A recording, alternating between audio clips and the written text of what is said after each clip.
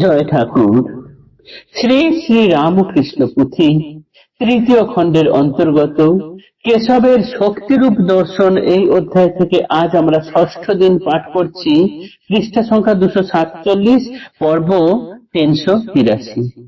এর আগের দিনের পাঠে আমরা দেখেছি ব্রাহ্ম ধর্ম যেটি শুষ্ক লাগতো, সকলের কাছে শুকনো ধর্ম লাগতো, যার ভেতরে প্রাণ পাওয়া যেত না, নিষ্প্রাণ বলে মনে হতো, সেই ধর্মে যেন এখন প্রাণের সঞ্জীবনী হয়েছে, অর্থাৎ তাতে যেন এখন আনন্দে মাতোয়ারা হয়ে গেছেন, তাতে যারা আছেন তারা যেন এখন রস পাচ্ছেন, ভক্তি প্রেমে তারা মাতোয়ারা হয়ে যাচ্ছেন, যেখানে সেখানে মায়ের নামে খোল করতাল সহ যেন নৃত্য করতে থাকছেন।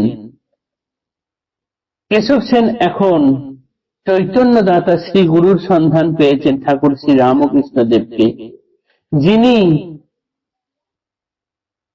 সঠিক পথের সন্ধান করে দিয়েছেন। খনির আকারে যে পেঁচানো আবদ্ধ কপাট ছিল, যে কপাট না খুললে জ্ঞানের পথে এগোনো যায় না, একমাত্র যে পথ, সেই পথের সন্ধান চৈতন্যদাতা শ্রী গুরুদেব, যিনি গুরু, তিনিই একমাত্র দেখাতে পারেন। ঠাকুর সেই পথ দেখিয়ে দেওয়ায় এখন কেশব সেন সেই পথের দিকে অগ্রসর হচ্ছেন এবং তিনি আরো বলে বলিয়ান হয়েছেন। এর পরের অংশ, ব্রাহ্ম ধর্ম বক্তা শ্রেষ্ঠ কেশব এখন যেখানে ধর্মের সভা তথায় নিমন্ত্রণ, মন প্রাণ তুলে উচ্চ রবে মেতে গায়ে, ভক্তি তত্ত্ব প্রাপ্ত যাহা প্রভুর কৃপায়। এখন তিনি তো ব্রাহ্ম ধর্মের শ্রেষ্ঠ বক্তা ছিলেন, এখনো আছেন। এখন কি হয়েছে, যেখানে যেখানে তিনি আমন্ত্রণ পাচ্ছেন সেখানেই তিনি যাচ্ছেন এবং মন প্রাণ খুলে উচ্চ রবে মায়ের গান গাইছেন তিনি, এবং ভক্তি তত্ত্ব হিসেবে প্রাপ্ত ঠাকুরের কাছে যা যা পেয়েছেন সেই সব কথা তিনি অকপটে উচ্চ রবে বলতে শুরু করছেন। শক্তি মাখা সিদ্ধ বাক্য প্রভুর নিকটে, শুনিয়া যেমন জোরে বসিয়াছে ঘটে, সেই মতো সভাস্থলে মহা বলে গায়, সভা মহাশোভাময় ভাবের ছটায়। ঠাকুরের কাছে তিনি যেমন বলেছেন তার ঘটে, তার নিজস্ব বুদ্ধিতে যেটা যেরকম বুঝেছেন সেই রকম ভাবে ঠাকুরের সেই সিদ্ধ বাক্যগুলো, শক্তিময় যে সিদ্ধ বাক্যগুলো, সেইগুলো তিনি মনের জোরের সঙ্গে সেই সব সভায় গিয়ে বলছেন, এবং গোটা সভা যেন আরো শোভাময় হয়ে উঠছে। সাজানো প্রভুর ভাব বাক্য অলঙ্কারে, যে শুনে তাহার মন হরে একেবারে। ঠাকুর সরল সাদাসিধে ভাবে বলেছিলেন, সহজ কথায়, সেটিকে এখন নানান বাক্য অলঙ্কার দিয়ে কেশব সভা মধ্যে আরো সুন্দর করে বলছেন, আর সেই বাক্য যিনি শুনছেন একবার তারই যেন মন হরণ হয়ে যাচ্ছে। যার ভাবে জন্মে ভাব তাহার মূরতি, আবির্ভাব হয় হৃদে ভাবের প্রকৃতি। সেই হেতু ভক্তি গ্রন্থে ভক্তে করে জ্ঞান, যার ভক্তি গ্রন্থে লেখা সে তার সমান। ভক্তিমান শ্রীকেশব বক্তৃতার কালে, দেখেন প্রভুর মূর্তি মনে নেচে খেলে। কেশব সেন যখন বক্তৃতা রাখছেন কোথাও গিয়ে, তখন তিনি দেখছেন যে ঠাকুর যেন তার ভেতরে এসে থাকছেন এবং ঠাকুরই যেন তাকে কথা বলাচ্ছেন, ঠাকুর যেন তার ভেতরে নেচে খেলে বেড়াচ্ছেন। সবার গোচরে কহে আনন্দ অন্তর, বস্তু সাধ যার যাও দক্ষিণ শহর। সবাইকে তিনি আনন্দের সঙ্গে বলছেন যে আমি যার কথাগুলো বলছি, তোমরা যদি তাকে সরাসরি সাক্ষাৎ করতে চাও, যাও দক্ষিণেশ্বরে যাও। পরম সুন্দর সাধু আছে সেইখানে, উচ্চ জ্ঞান ভক্তি মিলে তার দর্শনে।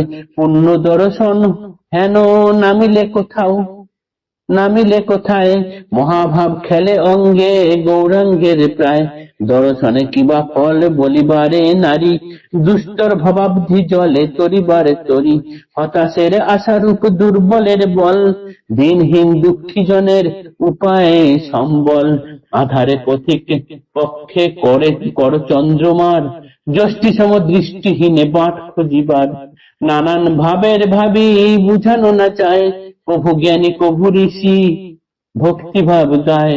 বিবিধ সাকার ভাব নিরাকার, একাধারে সন্নিবেশ আশ্চর্য ব্যাপার, মণি অলংকার বাল্য ভাব সর্বোপরি, ভাবের আধার যেন কখনো না হেরি, রটে নানা গুণ কথা কব আমি কোটি, প্রচারে কেশব দিল দামামায় কাটি, পরিপাটি কহে যেন লিখে তেন চোটে, সমাচার পত্রিকায় দেশে দেশে ছোটে, হেন ভাবে লেখা বার্তা বোধ হয় দেখে, প্রভুর দর্শনে যেন জগজনে ডাকে, কেশব মহান কলিকাতা হেন ঠাঁই, আছে যত বড় লোক সকলের চাই, নহে বড় অর্থ বলে বিদ্যা বলে এত, হোক না ধনেশ তবু তাঁর কাছে নত, সারগ্রাহী গুণগ্রাহী বিদ্যান যেমন, পরমার্থ অনুরক্ত বীর একজন, এত গুণে রূপে অঙ্গ বিভূষিত তার, কথায় কাটিতে কথা সাধ্য নহে তার,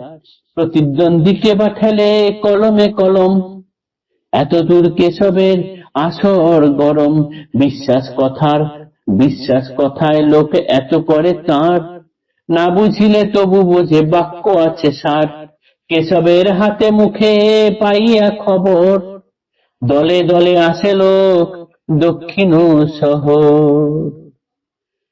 আমি যার কথায় বলিয়ান হয়ে তোমাদেরকে এখন কথা বলছি, তোমরা যদি তাকে সাক্ষাৎ দর্শন করতে যাও, যাও সোজা দক্ষিণেশ্বরে যাও, যেন সশরীরে গৌরাঙ্গ প্রভু মহাপ্রভু সেখানে রয়েছেন। তিনি দুষ্টর ভবাব্দি জলে তরিবার তরি, তিনি হতাশার কাছে আশারূপ, দুর্বলের কাছে বল, দিনহীন দুঃখী জনের একমাত্র উপায় সম্বল, তিনি আধার পথের যে পথিক তার কাছে জ্যোৎস্নার আলো, তিনি অন্ধের কাছে লাঠি সম, আর তিনি যিনি পথ খুঁজে পাচ্ছেন না তিনি পথ দেখিয়ে দেওয়ার জন্য দাঁড়িয়ে আছেন। তিনি তো মুখে প্রচার করছেনই, এরপর সমাচার পত্রিকাতেও লিখে লিখে প্রচার করতে থাকলেন। ফলে এই সময় থেকে দক্ষিণেশ্বরে দলে দলে লোক আসতে থাকলো ঠাকুরের দর্শনে। জয় ঠাকুর, নমস্কার।